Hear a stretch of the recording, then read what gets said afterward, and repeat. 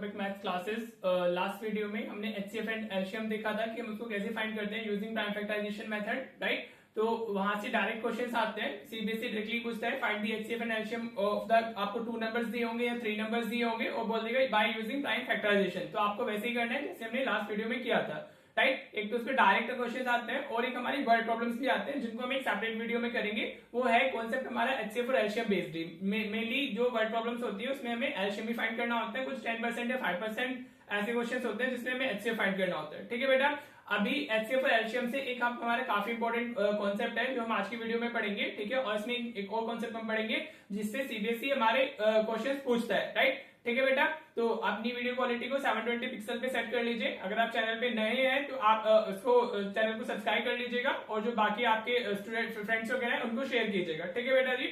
और जो भी आपके डाउट्स होते हैं उनको ना कमेंट सेक्शन में डाल दिया करो। अगर कोई भी आपको डाउट रहता है वीडियो के रिगार्डिंग या कॉन्सेप्ट के रिगार्डिंग तो आप शेयर कमेंट बॉक्स में डाल दिया करो।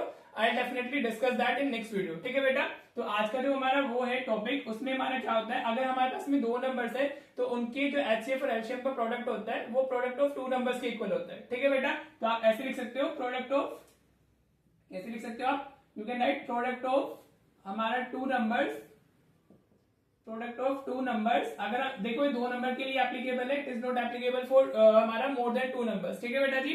तो प्रोडक्ट ऑफ 2 नंबर्स क्या होता है हमारा, product of HCF and LCM of 2 numbers, product of HCF and LCM of 2 numbers. आप, हाँ जी बेटा, समझ आया। तो मैं थोड़ा सा इसको वैसे लिखता हूँ शॉर्ट फॉर्म में। हाँ जी, सपोज हमारे 2 नंबर्स ए और बी है, तो जो उनका प्रोडक्ट होगा A into B, that will be equals to the HCF of A and B, हाँ जी, into LCM of A and B, ठीक है बेटा जी। ये आप इस तरीके से लिख सकते हो। इस पे हमारे एमसीक्यूज में काफी क्वेश्चन सीबीएसई ने 24 में पूछे थे, ऑलमोस्ट हर एक सेट में था और इस पे आते ही आते हैं आपको, ठीक है बेटा जी। एमसीक्यू तो डेफिनेटली आएगा। क्लियर हो गया ये, हाँ जी। अगर मैं इसमें अगर इसको समझाता हूँ आपको, सपोज हम 2 नंबर्स ले लेते हैं और इसको वेरीफाई करके देखते हैं कि कैसे होगा, राइट। हमने 2 नंबर ले लिए, लाइक सपोज 12 एंड 18 ले लेते हैं हम लोग। अभी छोटे नंबर से इसको समझ लेते हैं, राइट। अब अगर इसका एचसीएफ फाइंड करते हो 12 को हम कैसे लिख सकते हैं, 12 कैन बी रिटन एज हमारा 2 raised to the power 2 into 3, हाँ जी बेटा, ठीक है। ऐसे तो लिखते हैं प्राइम फैक्टराइजेशन में 12 को हम क्या लिख सकते हैं 2 raised to the power 2 into 3, ठीक है बेटा। अब हमने 18 लिया तो 18 को हम कैसे लिख सकते हैं 2 into 3 raised to the power 2 लिख सकते हैं, राइट बेटा जी।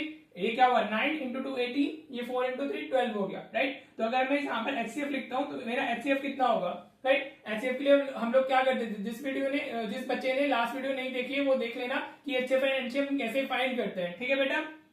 एचसीएफ के लिए हमें कॉमन प्राइम नंबर्स की लोवेस्ट पावर्स को मल्टीप्लाई करना होता है। तो देखो इसमें 2 दोनों में इन्वॉल्व है तो कॉमन प्राइम हो गया और लोवेस्ट पावर क्या है, इधर 2 है इधर 1 है, तो ये कितना आ जाएगा 2 आ जाएगा, इनटू इधर 3 दोनों में इन्वॉल्व है तो कॉमन प्राइम नंबर हो गया और इसकी लोवेस्ट पावर क्या है 1 ही है, तो 2 into 3 इसका हमारा एचसीएफ कितना है 6 आ गया, ठीक है बेटा जी। अगर हम इसके एलसीएम की बात करते हैं तो एलसीएम हमारा कितना होगा, एलसीएम हमारा होगा प्रोडक्ट ऑफ हमारा highest powers of involve prime numbers, ठीक है बेटा जी।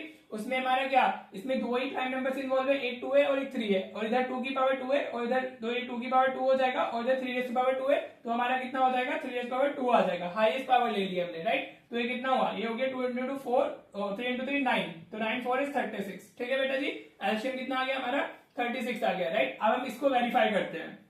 तो अगर हम प्रोडक्ट ऑफ 2 नंबर्स देखते हैं, प्रोडक्ट ऑफ 12 एंड 18 वो कितना आएगा हमारा, अब देखो 12 into 18 आप करोगे तो कितना मिलेगा आपको, हाँ जी 18 2 is 36, कैरी 3, 18 1 is 18 और हमारा 3 2 1 6 आ गया, ठीक है। अब अगर हम इन दोनों की एचसीएफ और एलसीएम का प्रोडक्ट चेक करते हैं तो वो कितना आएगा, राइट, ये 6 into 36, तो ये भी कितना आ जाएगा 216 आ जाएगा, ठीक है बेटा।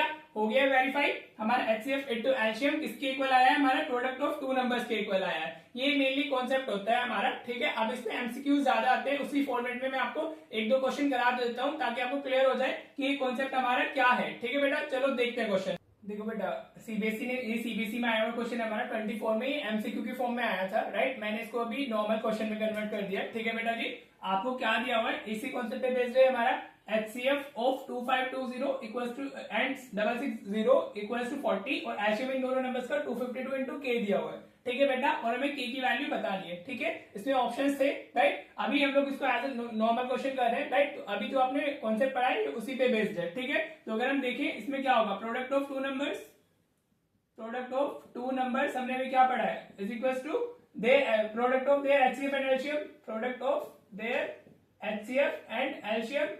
हाँ जी यही हुआ ना, एचसीएफ एंड एलसीएम का प्रोडक्ट लेना है ना उनके हमारा, राइट। अब हमारे दो नंबर्स कौन से हैं, एक नंबर है हमारा 2520, राइट, इनटू दूसरा नंबर है हमारा 6600। हाँ जी बेटा क्लियर हुआ। तो हमने दोनों नंबर्स का प्रोडक्ट ले लिया, अब product of their HCF and LCM, right. अब हमारा एचसीएफ कितना था, एचसीएफ इज 40 और हमारा एलसीएम कितना है 252 इंटू के, 252 इंटू के हो गया, ठीक है बेटा जी। अब हमें के की वैल्यू चाहिए तो हम इन दोनों नंबर्स को इधर शिफ्ट कर लेते हैं, तो ये कितना हुआ 2520 इंटू 6600 डिवाइडेड बाय ये हमारा 40 इंटू 252 आ जाएगा, इक्वल्स टू के आ गया, ठीक है बेटा जी। आप इसको इधर शिफ्ट करोगे ना, अब तो कैलकुलेशन है, 252 से अगर हम इसको डिवाइड करेंगे तो हमें 10 मिलेगा। हाँ जी 10 से अगर हम 40 को डिवाइड करते तो 4 आ जाएगा, राइट। अब आपको 4 से इसको 66 को डिवाइड करना है तो आपको के की वैल्यू मिल जाएगी। अगर आप के इसमें 66 100 को 4 से डिवाइड करोगे तो आपको कितना मिलेगा, राइट। 4 1 इज 4, यहाँ 2 रहेगा 26 हो जाएगा, 4 6 इज 24, हाँ जी 2 बचेगा 20 हो गया, और 5 और 0, तो के की वैल्यू कितनी आ गई 1650 आ गई। तो ऑप्शन जो इसमें 1650 दिया हुआ था आंसर क्वेश्चन के अंदर, दैट विल बी आंसर, ठीक है बेटा। क्लियर हो गया, होप क्लियर हो गया होगा। चलो मैं एक क्वेश्चन और करा देता हूँ इसी पैटर्न पे, ताकि आपको और अच्छे से क्लियर हो जाए, राइट। देखो बेटा जैसे मैंने बताया था, ये जो आपने टॉपिक पढ़ा है आज, इस पे मेनली हमारे एमसीक्यूज ही आते हैं, राइट। एक तो टाइप आपने देख लिया कैसे पूछा जा रहा है, राइट। दूसरा टाइप ये देखो, ये हमारा बेसिक में पूछा गया था डायरेक्ट फॉर्मुला बेस्ड है, राइट। आपको क्या बताना है, you just need to find HCF into LCM for the numbers this and this, ठीक है। आपको एचसीएफ और एलसीएम फाइंड ही नहीं करने, आपको उनका प्रोडक्ट फाइंड करना है। तो एचसीएफ इनटू एलसीएम क्या होता है, अभी आपने पढ़ा है, प्रोडक्ट ऑफ टू नंबर्स होता है। हाँ जी क्या होता है, प्रोडक्ट ऑफ टू नंबर्स, ठीक है बेटा क्लियर। अब ये हमारा कितना हो जाएगा, नंबर्स क्या क्या है हमारे, एक 40 है और एक 30 है, तो बस दोनों को मल्टीप्लाई कर दो तो आपको कितना मिल गया 1200 मिल गया, ठीक है बेटा। So option C will be the right answer, ठीक है। इस तरह की क्वेश्चन इस कॉन्सेप्ट से आते हैं, मेनली एमसीक्यू के लिए ही इंपॉर्टेंट है, ठीक है बेटा जी। होप क्लियर हो गया है आपको, ये वाला कॉन्सेप्ट क्लियर हो गया होगा कि इस पे कैसे क्वेश्चन बनने हैं हमारे, राइट। चलिए अब ना एक नोट लिख लीजिए, ये भी काफी इंपॉर्टेंट है, कभी कभी इस पर भी हमारा वो आ जाता है, इस पे भी हमारा क्या आ सकता है, इस पे 2 मार्क का क्वेश्चन भी बन सकता है और इस पे एमसीक्यू भी आ सकता है, राइट। जो नोट है वो हमारा है कि HCF is always a factor of LCM, ठीक है बेटा जी, अ फैक्टर ऑफ एलसीएम। ये काफी इंपॉर्टेंट है, ये इस पे भी हमारा कभी कभी एमसीक्यू आ जाएगा या फिर इस पे हमारा वो बन सकता है, ठीक है बेटा। इस पे 2 मार्क का क्वेश्चन भी कभी कभी आ जाता है, ठीक है बेटा। HCF is always a factor of LCM, ठीक है। मतलब जो एलसीएम एचसीएफ है वो हमेशा एलसीएम को पूरा पूरा डिवाइड करता है, ठीक है बेटा जी। तो इस चीज को ध्यान रखिएगा, HCF is always a factor of LCM, right बेटा जी क्लियर। अब आपको क्वेश्चन कैसे देगा, वो पूछेगा आपसे कैन 15 एंड हमारा 150 be the HCF and LCM of 2 numbers. इस तरीके से आपसे क्वेश्चन पूछ लेगा, ठीक है, 2 मार्क में। हाँ जी क्लियर, कैसे पूछ लेगा 2 मार्क्स में, can 15 and 150 B the HCF and LCM of 2 numbers, ठीक है बेटा। नाउ एचसीएफ कितना दिया हुआ है हमें, एचसीएफ दिया हुआ है 15 और हमारा एलसीएम कितना है 150। आपको क्या चेक करना है, आपको सिर्फ इतना चेक करना है कि is LCM divisible by HCF, right. Divide करके देख लो, वो दिख रहा है हमें, अगर हम इसको 150 को 15 से डिवाइड करते हैं तो हमें 10 मिल जाएगा, तो वो कंप्लीटली डिविजिबल है, राइट। तो आपको क्या लिखना है, आप लिखोगे yes these 2 numbers are can be the HCF and LCM of 2 numbers as 150 is divisible by हमारा 15, ठीक है क्लियर। ये इस पे आ जाता है हमारा, ठीक है बेटा। 2 मार्क्स में इस तरह के क्वेश्चन आपका आ सकता है, कैन 15 एंड 150 हो सकते हैं, ठीक है। सपोज यहाँ पे क्या लिखा होता, अगर यहाँ पे 144 लिखा होता, हाँ जी यहाँ पे क्या लिखा होता 144, तब ये हमारा आंसर नो हो जाता, क्योंकि 144 15 से डिविजिबल नहीं है, राइट बेटा जी क्लियर हो गया। चलो इस पे मैं एक और एमसीक्यू दिखा देता हूँ, इस पे एमसीक्यू कैसे पूछा जा सकता है, ठीक है बेटा।